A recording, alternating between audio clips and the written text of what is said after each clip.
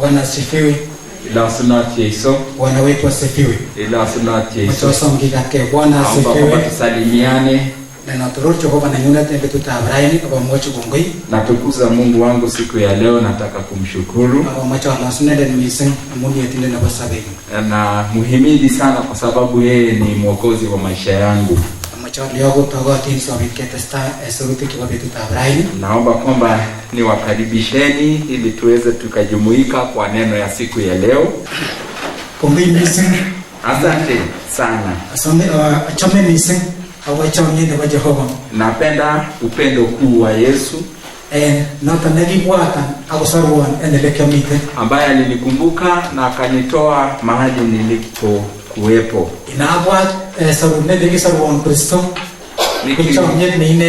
Nikikumbuka na kuwaza jinsi aliniokoa ni kwa sababu ya mapenzi yake.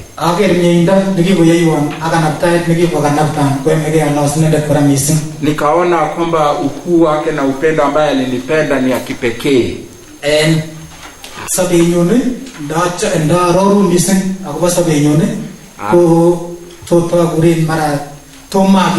Lakini hamuna njoni na Jehova kwa hiyo hakuchika. Bwana asifiwe.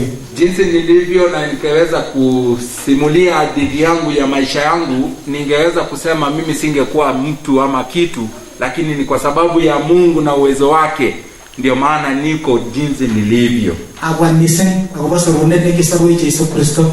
Nikawazia zaidi jinsi na upendo kuu ambao anatupenda na akatuokoa.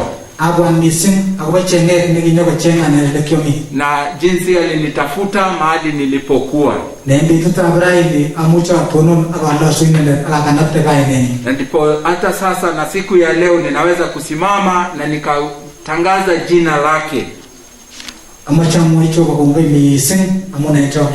Nataka kumshukuru Mungu kwa sababu ya upendo huo kuu ambaye ako nayo.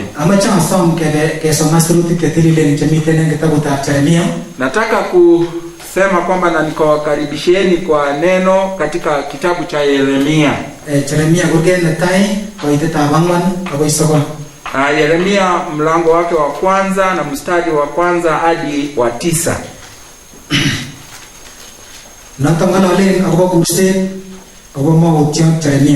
Ambayo ni mwito ambayo alitiwa nabii Yeremia.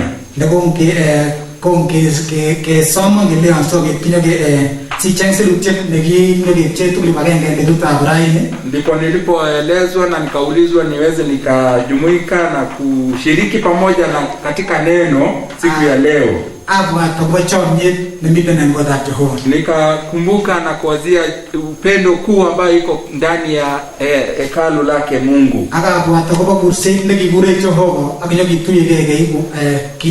Na mwito ambao alituita tukajumuika pamoja ili tukatangaze neno hili ambalo liko na ushindi. Kipendi kisomane aleginyo jananyo ngaliota Jehova kulenjo kiongeni yekitom amimin emoeta yekitom kiongeni yekitom amimin emoe akya tabanin kutom kesichin kionde ini yiku mautyo Emboror Yosef na nasoma chi kusoma ndio changu kusikiza na ngoma kwa wiki kidogo na kusoma mimi tamtaende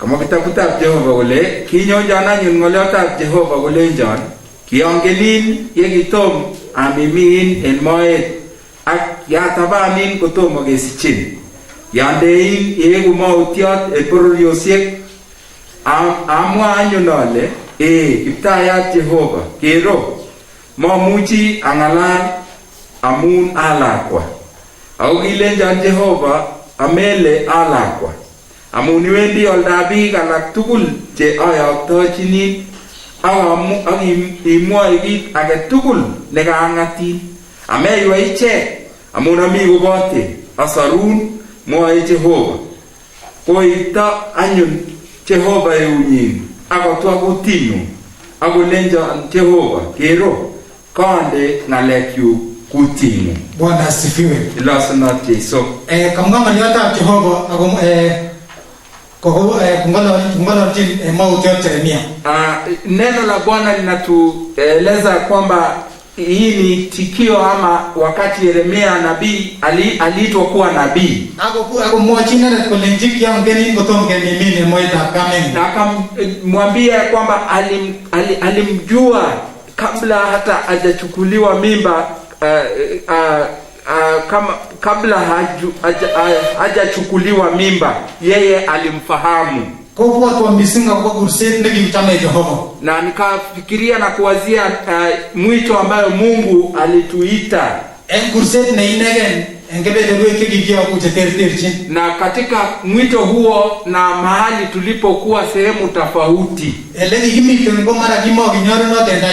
Na wakati mahali tulipokuwa labda hatukuwa tunafaa mbele za Mungu.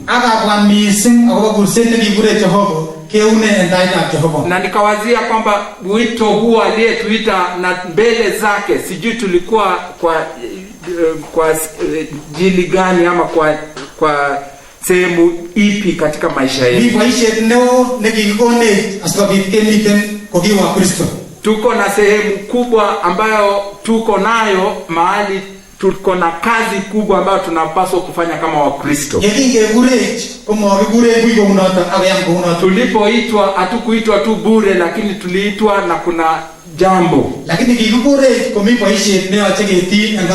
Kuna mambo na kazi ambayo tunapaswa kutenda katika nyumba ya Bwana. Kazi ambayo ametuwekea katika mikono yetu inapaswa tuifanye, lakini sijui tunaifanya na tumeifanya kwa kiwango gani.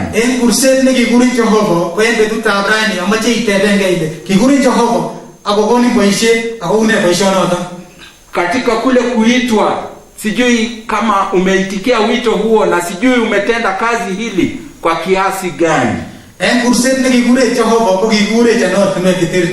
Na kuitwa kwetu sio sawa, tuliitwa kwa njia tofauti. Na mwingine labda alipata kuitikia mwito huu wakati alipokuwa akiugua.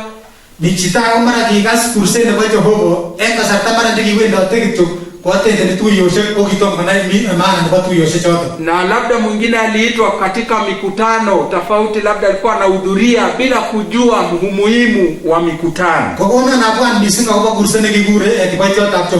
Na hii inanikumbusha kuitwa na wito ambayo huyu nabii alikubali wakati alipoitwa.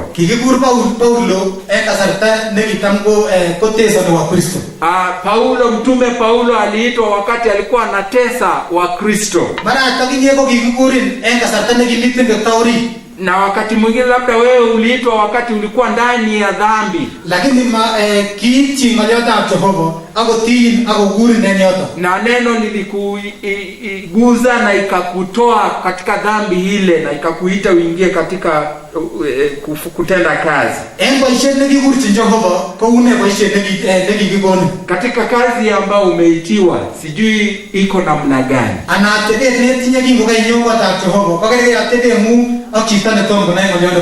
Na jinsi unapokuwa hata kiroho, sijui kama uko na tofauti na ama kuna tofauti kati yako na watu wengine.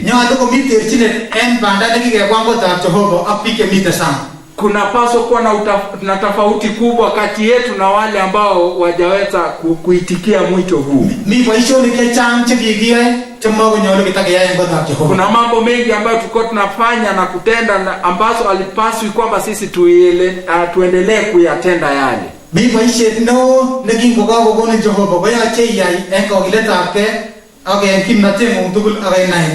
Na wakati Mungu alikuita, kuna kazi amekupa na unapaswa kuifanya kwa nguvu yako yote na kwa uwezo wako wote. Ili kwamba kuna tofauti kati yako na mtu ambaye hajaitikia mwito. Tuko katika dunia ambayo kuna uovu mwingi. na kuna changamoto ambazo zinatufikia kimaisha, lakini yote ketonon en kotab Jehova aketonon kotkotom ng'oliotab Jehova. Tutapaswa kusimama katika nyumba la Bwana na katika Ukristo wetu ili tofauti uonekane. En sarundet nekikikur kiboitiotab Jehova Paulo, katika kuitwa kwa nabii ama mtume Paulo, ko kikikur en kasarta nekitam konyoru wa Kristo, ni wakati alipokuwa ni mtesi, alikuwa anatesa wa Kristo. Agen kasarta nekitin Jehova en rutoitanyi nekiwendi olimpo Damascus, lakini wakati wakati alipokuwa akielekea kule Damasko, ko kiiti Jehova inendet ako ng'ololchi inendet kolenji amune sitesana. Na wakati itwa na Mungu akawa ameulizwa jambo, kwa nini unanitesa? Akiteko kule ingo, na mtume akauliza swali kwamba wewe ni nani? Ako mwaiche Yesu Kristo kule anende Jehova werita anende Yesu werita Jehova, na akaulizwa kwamba ni mimi Yesu Kristo mwana wa Mungu. Mwaisiruti ketilile kule kiiti barate Paulo ende tu negi ng'oliotab Jehova, na wakati huo alipata kuwa kipofu ama alipofuka. Agin betushek somok, na kwa siku 3 kenegi kutasetai safari nyingine wakati betushek somok mogerto. Na kwa wakati huo alikuwa akienda kwa safari hiyo hakupata kuona kwa siku 3. Miten boisiet kora negetinye kanisa. Kuna kazi ambayo tunafanya katika kanisa. Nemuche kokeinyongotab Jehova lakini megire linyolo yaine. Na umeingia katika hekalu la Bwana lakini uone unapaswa kufanya kazi gani ama kutenda kazi gani. Miten kiboitinikab Jehova chenyolu kotoretech sobit kikuye boisiet nekitinye. Na kuna watumishi wa Mungu ambao wanapaswa kutuelekeza na kutufunza ili tujue kazi ambazo tunapaswa kufanya.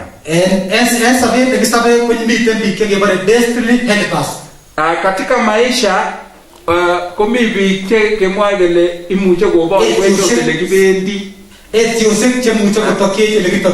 ambao ni kama daraja katika maisha yetu. Asante. Ili kwamba wakati tumeitwa na tumeitikia mwito, tunapaswa kuenenda pamoja na watumishi wa Mungu. Kuna kuitwa kwa Ibrahimu ambaye alikuwa ni mcha Mungu.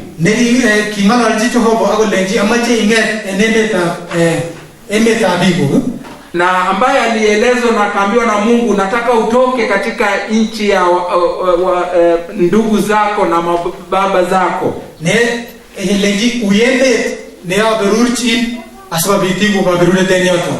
Na kwamba ninakutuma na nakuelekeza katika nchi ambayo utakuwa wa baraka na nitakubariki pale.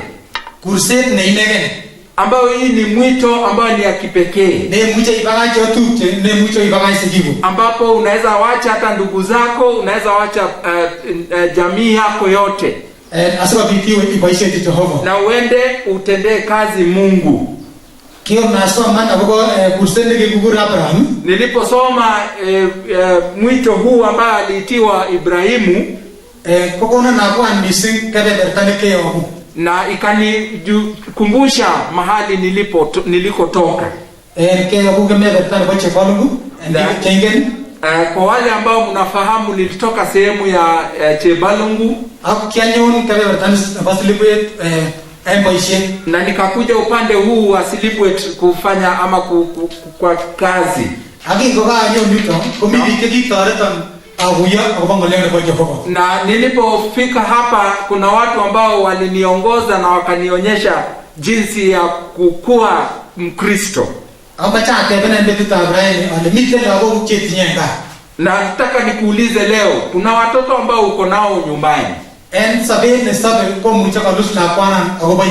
Na katika maisha ambayo anaishi ama anakuwa ndani yake, anaweza kupotea kwa ajili yako. Kama wazazi tuko na jukumu ya kuongoza watoto wetu kujua na kutambua kujua kwamba anapaswa kuwa na utendakazi kwa Kristo.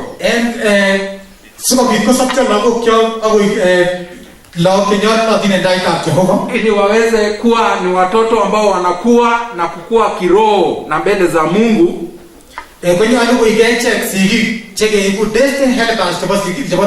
Inapaswa kwamba sisi tunapaswa kuwaelekeza na kuwaongoza katika maisha yao ya kukua wakiwa binadamu ama wakiwa watu. Na walapokuwa wanapaswa kuwa na ni watu ambao wako na udhalimu. Wakati na anapokuwa labda saa zingine wanaweza kujikuta ameingia tena ndani ya dhambi.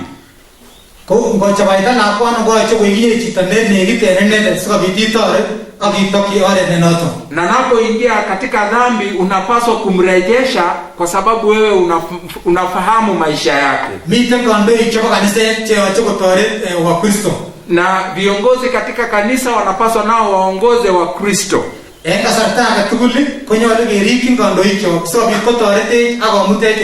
Kila wakati tunapaswa kuwa karibu na wao ili waweze kutuongoza na kutuelekeza ambapo mahali ni pazuri na mahali tunaelekea. Ili kwamba katika maisha ambayo tunaishi tukijua kwamba Mungu yupo pamoja nasi.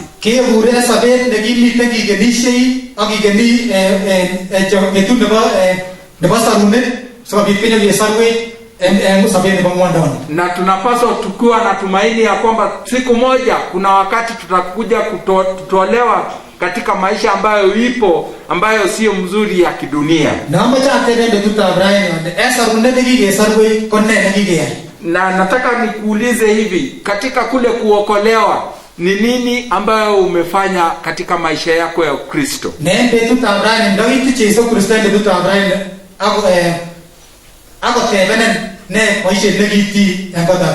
Na ili kwamba kama ingekuwa kwamba Yesu alifike leo na kuulize swali, je, ni nini ambayo umeweza kufanya na kutenda katika nyumba yake?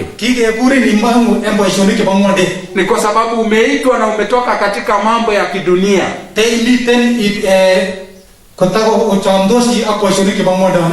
Na sijui kama bado umerejea kufanya na kutenda mambo haya ya kidunia. Ama bado unapendezwa na mambo ya kidunia. Na unapaswa ama uko na tumaini ya kwamba siku moja itakuja ambayo utaweza kunyakuliwa. Siku moja nilipata ndoto kuhusu kanisa ya Silibwet. Ambapo ilinipatia nikuwe na furaha na nikashukuru Mungu kwa ajili ya hiyo.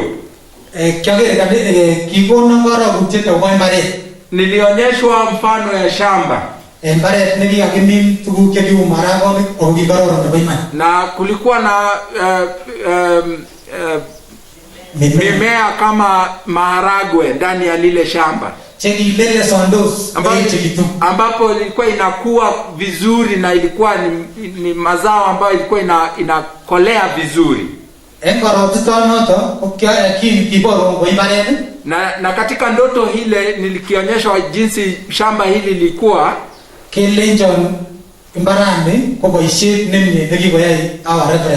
Na nikaonyeshwa nikaambiwa kwamba hii ni kazi nzuri ambayo kasisi wetu ameweza kufanya.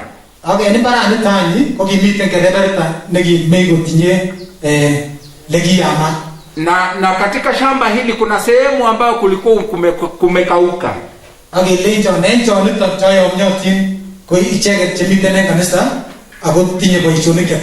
Na nikaelezwa kwamba katika hiyo upande wa shamba ni wale ambao wako na kazi ambayo sio sawa katika kanisa. kunne tokinge ore nebo Kristo. Na nilifurahishwa kwa sababu sehemu kubwa ni ambao walikuwa wanafuata njia ya kuelekea mbinguni. Kiipe tunote tatate missing akata machata na missing obonoto. Na nilinipatia changamoto na kuwaza zaidi kuhusu hii ndoto hii. Kiawe akateben tukchoshekchu nege ayin somogi enkanisa. Nikaenda kwa ndugu zangu kama watatu hivi ambao tunashiriki pamoja. Again po negiletu nemu kenyo reverend. Na ya mwisho nikaenda nikamtafuta kasisi. Akilenjo reverend onge sastro bichote chemonyorono kotore Jehova kwa walicheke. Na akanieleza kwamba tuombe na tuende mbele za Bwana ili Mungu aweze kufanya kazi ili wale ambao wako hii sehemu ambayo haikuwa sawa Mungu aibadilishe iwe ni sawa. Kigona Jehova bara akopo tuye negi kibendi kikibwan tuye negi mikanisa kingoka kiborse wangelewa kanise mbarani kombare ne kanisa. Na sehemu nyingine kwa ndoto nikaonyeshwa mkutano kuu kama ile shamba ambayo tulionyeshwa ilikuwa ni mkutano kubwa. Kikitara kanisa negi mitendero akiyakte igebe poishet negi bo evangelism. Na tulikamaliza mkutano kwa kanisa na tukaelezwa tuende nje kuchukua injili ya Kristo.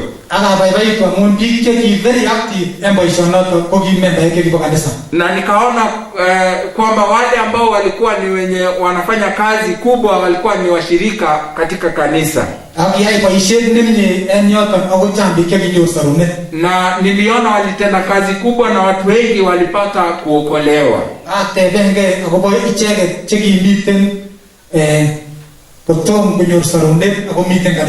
Na nikajiuliza kwa wale ambao walikuwa kanisani na bado wajamcha Mungu.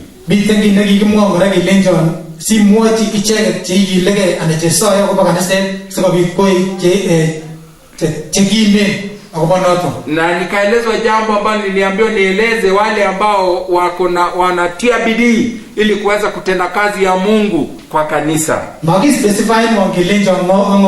Na sikuwa nimeelezwa ni nani na nani.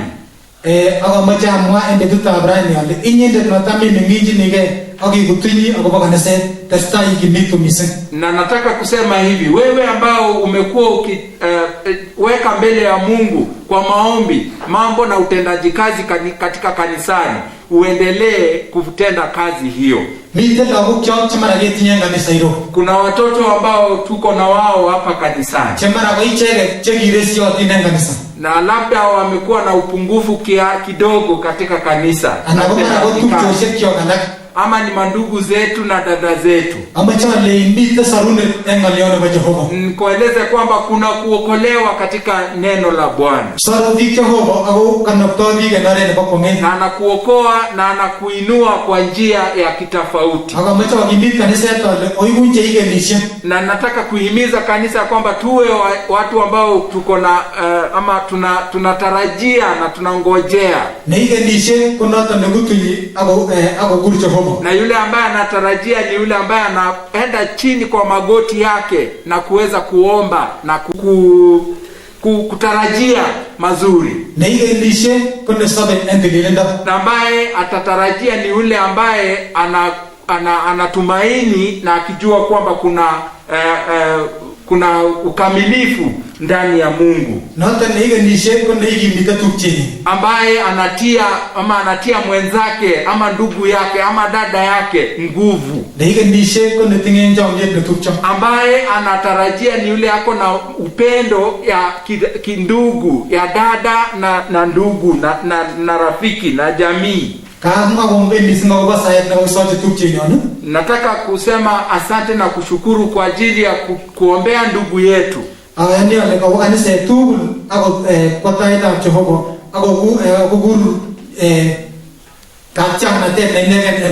Na naamini kwamba sisi wote kama kanisa tulienda mbele za Mungu tukamlilia na tukataka aachiliwe na afunguliwe katika mateso ambayo anapitia. Na yule ambaye anaenda na ni muombezi anajua kwamba Mungu anajibu maombi. Na tunataka tujue kwamba Mungu ataenda kuyajibu maombi yetu. Na kwa wakati huo na kutarajia kwamba tujue kwamba tukae katika maombi. Kuna hadithi moja ya mtoto ambaye alikuwa shule ama alikuwa mwanafunzi. Na siku moja kulikuwa na ile visiting day ama kutembelewa shule. Na kuna mtoto ama mwanafunzi mmoja alikuwa anajua baba yake hawezi kosa kutembea kwa nyakati kama hiyo. Na baba yake alikuwa ni daktari. Na alikuwa anajua kwamba baba yake hawezi kosa kufika shuleni. Na siku hiyo baba yake alikuwa kazini.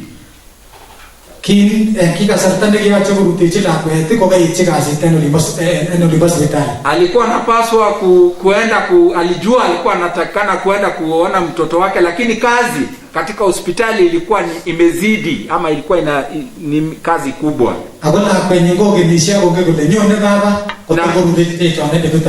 Na mwana wake kule shuleni anajua na kutarajia kwamba baba atafika.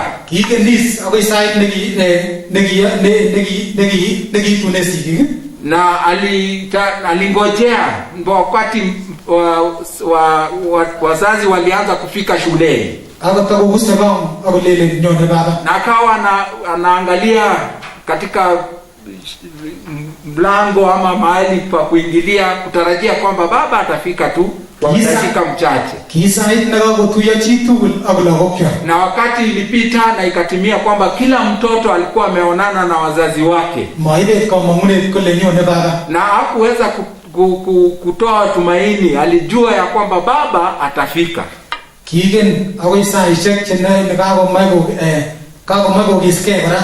Kwa matarajio yake ilifika na wakati ukaenda na akaona kwamba saa zimeenda kabisa.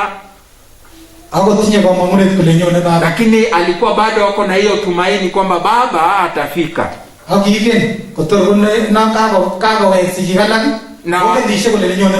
Na wakati mwingine aliona kuwa wazazi wengine walianza kurudi nyumbani.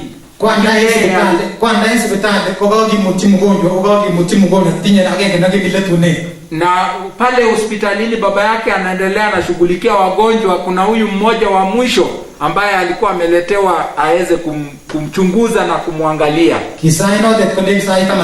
Na wakati huo ilikuwa imetimia karibu saa 10.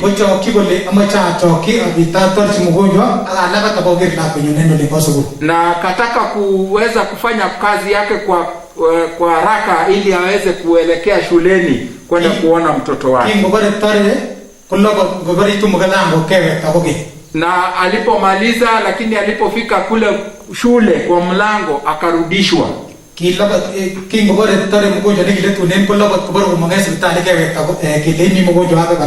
Alipomalizia huyo mgonjwa wake wa mwisho akitarajia kwamba amemaliza, alipokuwa alitaka kutoka kwa hospitali akaambiwa rudi, kwa sababu kulikuwa na mgonjwa mwingine ama dharura ingine.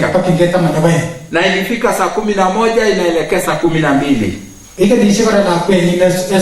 Na kule shuleni mtoto wake bado wako na tumaini kwamba baba atafika. Na alipokuwa akifika akiona mgonjwa ambaye alikuwa anaenda kumuona, na akaona kwamba hakuwa na shida sana. Na akamuona na akamuandikia dawa.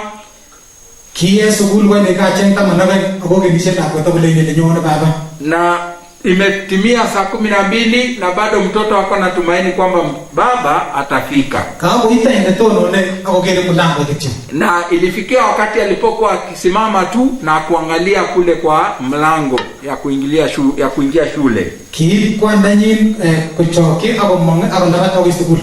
Na baba yake alifanya juhudi na kufika shuleni. Kingo bariki tono na kwenye ribe mlango. Na alipofika akapata mtoto wake ako na anaangalia mlango. Na alikimbia na akaweza kumkumbatia baba yake. Hata kama saa zilikuwa zimeenda hakuweza kutoa tumaini. Na alienda akamkumbatia na akamwambia asante kwa sababu umefika. Tuko na maisha ambayo tunaishi kama Wakristo kanisani. Na tuna tumaini na tumeambiwa kwamba Mungu Yesu yuko atakuja.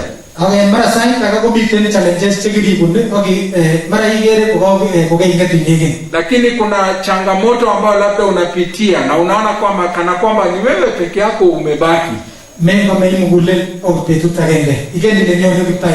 Usihofu, tumainia kwamba Mungu ama Yesu Kristo atafika.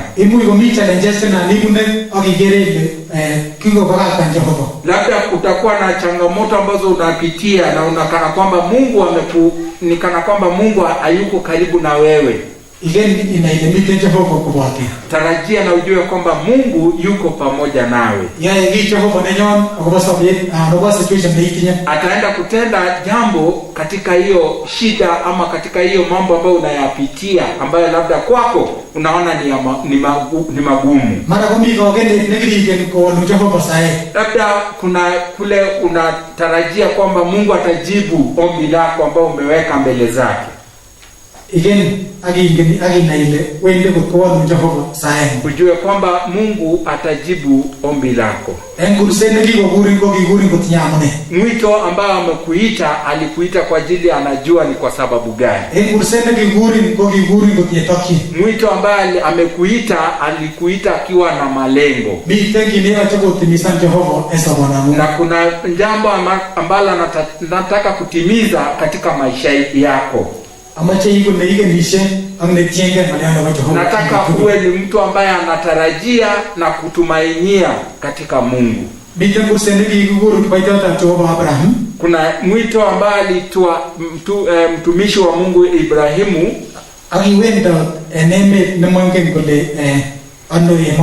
Na alitembea katika mji ambayo hata hakuwa anajua ni wapi. Na neno linatueleza kwamba alitembea kama mgeni. Alimbariki jinsi alivyomwagiza na kumweleza. Tumtumainie Mungu na tutarajie kutoka kwake zaidi. Tukue wao ambao tuko na tukitarajia kila wakati. Nataka tuende mbele za Mungu kwa maombi.